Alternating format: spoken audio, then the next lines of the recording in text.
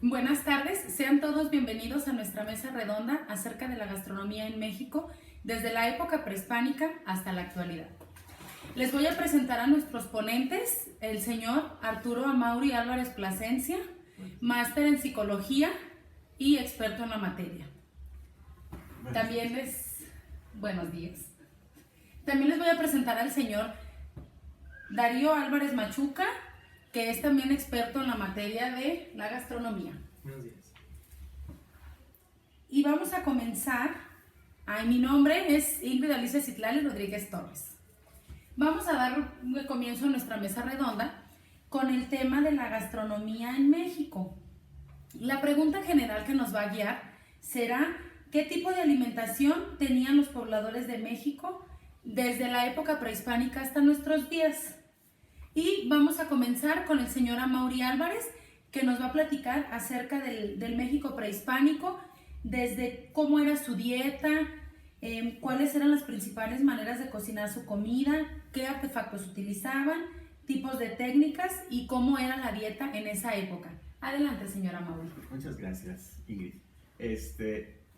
Bueno, la dieta de Mesoamérica estaba basada principalmente en chile, tomate, calabaza, maíz y frijol.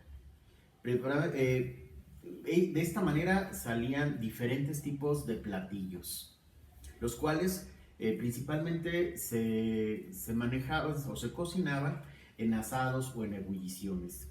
Asados, pues ante las brasas, el carbón, la leña, y en ebulliciones es que en calentar un líquido, agua particularmente, y entonces ahí se vertían los alimentos, hasta que estos se fusionaban creando ese característicos caldos, ese pozole, el pozole, que era una alimentación que se daba muy frecuente en la zona.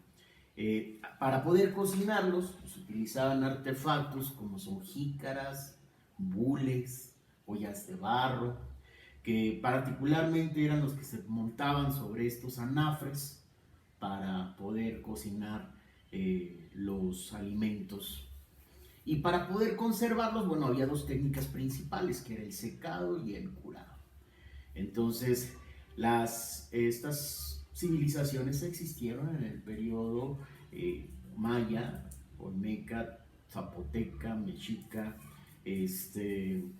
total, un fin y un sin número que enumerar, ¿verdad? Digo, no tardaríamos mucho. La dieta de la época principalmente se manejaban vegetales, y estos vegetales eran complementados con venado, con coyote, con diferentes tipos de animales, armadillo, serpiente, para complementar los platos. Muchas gracias, señora Amaury. Platíquenos acerca de la dieta del México colonial, en qué consistía, qué cambios significativos surgen en esa época en la gastronomía, qué sucede con la economía, qué sucede durante la expansión urbana, y también platíquenos si era vegetariana o era carnívora. Muy bien, mira. Pues básicamente seguíamos manejando los vegetales, los quelites, los frijoles, las semillas, la semilla de amaranto, los chiles en sus diferentes presentaciones. De ahí podemos reconocer los inicios de ese mole tan exquisito que se vive en la parte sur del país. La hierba santa, el achiote, tan delicioso achiote que nos permite el adobar hoy nuestro famosísimo tacos al pastor, pero en aquel tiempo era el achiote para que a la carne le diera ese saborcito picosito rojo, ¿no? El chiltepín, el epazote, los palmitos. Todavía en México se manejan nuestros frijolitos con epazote. Los cambios significativos que surgieron, bueno, tristemente, bueno, fue la disminución de la raza indígena, mayor mestizaje y la entrada de las castas, lo cual, pues bueno, con la religión, la manera de vestir, fue mayor uso. Anteriormente se usaba mucho el oro y bueno, poco a poco eso fue cambiando. dentro de lo que fue la economía, bueno, en un primer momento pensaría que al descubrir los minerales, pues aprovechó mucho esto y eso potencializó la extensión de una agricultura y mejores infraestructuras que hacían que los cultivos pues, se distribuyeran más en la zona. Se hizo una expansión urbana en donde durante la colonia se asentaron diferentes tipos de pobladores, donde la dieta era vegetariana o carnívora.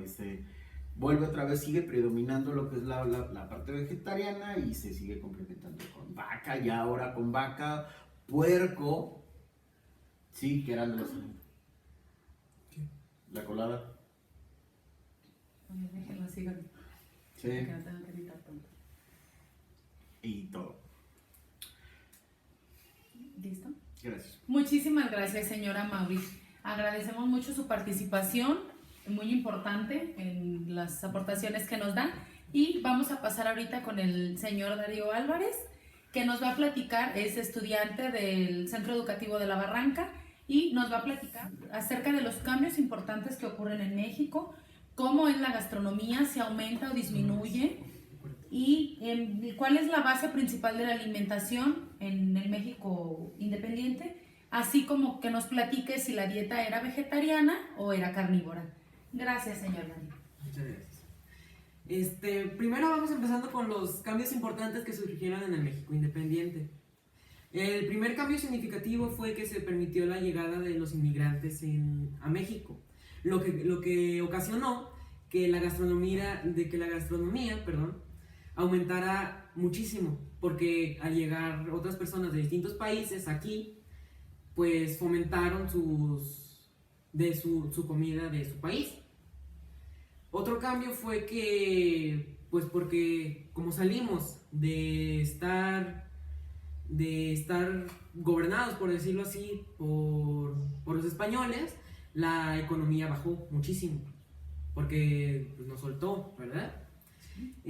También establecimos comercio con Inglaterra. También perdimos gran parte de territorio con Estados Unidos, que podría ser Texas y muchos otros. Pues la gastronomía aumentó, como ya lo mencioné hace rato, pues aumentó por la llegada de los inmigrantes. Y cuando aumentó, nos alimentábamos de milanesas, de omelets, de hotcakes, quiches, pizzas, pastes en el estado de Hidalgo, también de sándwiches, mousses y muchas otras cosas más. La dieta en esa época era carnívora porque aparte ya era más bien de carne, porque como llegaron más personas de otros lugares, pues ya como ellos se acostumbraban más bien a comer carne, nosotros pues nuestra dieta ya fue más carnívora, más grasosa y más completa, por decirlo así. Muchas gracias, señor Darío. Platícanos acerca del México en el Porfiriato. ¿Cuál era la alimentación de la clase obrera? La clase alta, ¿cuáles eran los platillos que consumían? ¿Qué pasa en México a la llegada de Porfirio Díaz a la presidencia? ¿Cuáles eran los aspectos negativos? ¿Y cómo fue la vida cotidiana en el Porfiriato? Bueno, para empezar, los ricos, más bien la gastronomía se dividía entre los ricos y los pobres. Los pobres, nosotros comíamos maíz, frijoles y chiles, y de eso se basaban nuestros platillos. En cambio, la clase alta consumía comida más elaborada, por un decir, el faisán, la chocha, el pavo, el pollo, las ostras, el camarón y muchísima comida más exótica y obviamente muchísimo más cara. En México, la llegada de Porfirio Díaz, pues tuvo unos cambios para bien, que sería, por ejemplo, la llegada del ferrocarril, los carros, la máquina de vapor, las vías del tren y muchas otras cosas más. Las cosas negativas es que empezó a morir mucho ganado. Las siembras se echaron a perder y la iglesia no apoyaba las decisiones del gobierno. Y mantuvo un régimen que mantenía un régimen autoritario. No había libertad de expresión y una cosa que causó gran molestia en los mexicanos es que Porfirio se reelegía y se reelegía y se reelegía. Y así por 30 años, lo que ya nos cansó. Este periodo provocó una polarización de la sociedad porque hacía que los pobres se volvieran más pobres y los ricos se volvieran mucho más ricos. Y entonces la gastronomía claramente seguía igual, no variaba. Muchos campesinos y obreros que vivían prácticamente en la miseria no podían salir de ahí por la polarización. Y entonces eso fue una de las partes más difíciles de vivir en este periodo. Muchas gracias, señor Darío. Y platíquenos de la gastronomía en la actualidad. ¿Qué platillos tradicionales se conservan hasta ahorita? ¿Cuál es nuestra alimentación actual comparada con la pasada? ¿Y qué consecuencias tenemos al tener la alimentación que estamos llevando en este momento? Bueno, para empezar, la comida tradicional que se conserva todavía en la actualidad es muy variada, claramente. Serían las comidas típicas que han sobrevivido, por decirlo así. Es el maíz, el frijol, los jitomates, el aguacate, que se llevan más bien en el mole poblano, la tinga de pollo, las enchiladas, el aguachile y muchísimas otras recetas que preparan nuestras abuelitas, ¿no? Por decirlo así. Sí. Nuestra alimentación actual, comparada con el pasado, es que hemos adquirido una dieta elevada en proteína, en grasa, en azúcar, de lado a la esencia de antes, que no consumíamos mucha grasa y llevamos una alimentación un poco más vegetariana, más inclinada al vegetarianismo, lo que causó más enfermedades, lo que ahorita ha causado más enfermedades, más obesidad, más diabetes, más hipertensión. La alimentación a mediados del siglo pasado se caracterizaba por un alto consumo de vegetales y una proteína vegetal y una alta proteína vegetal que se llevaba por las leguminosas y por el frijol y eso que comíamos mucho más en el pasado. El consumo de la patata y del arroz. Era una alimentación bastante escasa. Antes era una alimentación bastante escasa en la proteína animal. ¿Qué consecuencias trae este tipo de alimentación? Pues nos hemos acostumbrado a saciar nuestros caprichos con alimentos totalmente fuera de la temporada. De otras regiones remotas que pues no se dan en nuestro país. La consecuencia de esto las consecuencias pues ya las dije, las enfermedades que están muy, muy marcadas en este país. Listo, pues ya para finalizar con nuestra ponencia de la gastronomía, les voy a pedir por favor al señor Amaury y al señor Darío que nos compartan acerca de una conclusión acerca del tema que nos desarrollaron. Adelante, señora Amaury. Bueno, yo creo que es muy importante el revisar nuestras raíces, de dónde viene nuestra alimentación, el tipo de alimentación que se venía gestando en estos territorios, es muy rica. Podemos hablar del mole, de alguna forma es patrimonio universal.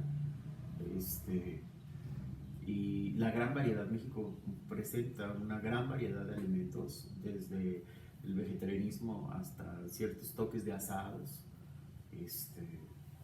que es importante mantener vivos para las generaciones, donde nos reuníamos con las familias para compartir. Eran ricos y variados platillos que podemos seguir disfrutando, y ojalá que en algún momento podamos pasar a otras generaciones esos mismos platillos. Gracias. Muchas gracias, señora Mauri. Ahora, señor Darío, ayúdenos por favor con una conclusión acerca de lo que nos platica de la gastronomía. Ok.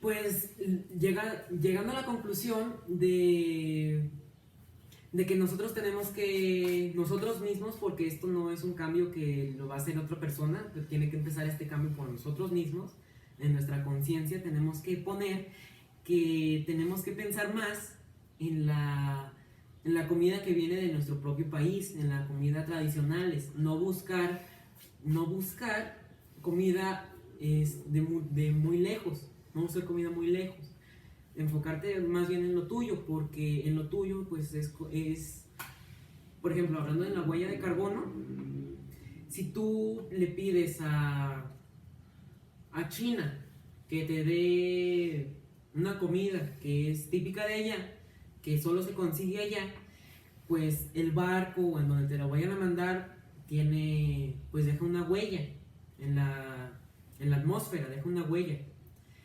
que se reduciría muchísimo más si